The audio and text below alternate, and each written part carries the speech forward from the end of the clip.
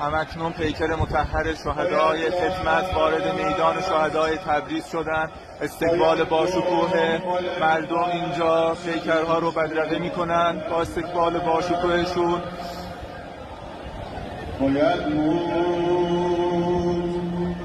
باید این مسیر رو مردم تبریز تا میدان ساعت و مصلی امام خمینی رحمت الله تبریز این شهدای پیکر شهدای مطهر رو بدرقه خواهند کرد. خیابان‌های اطراف مملو از جمعیت ولایت مدار تبریزه.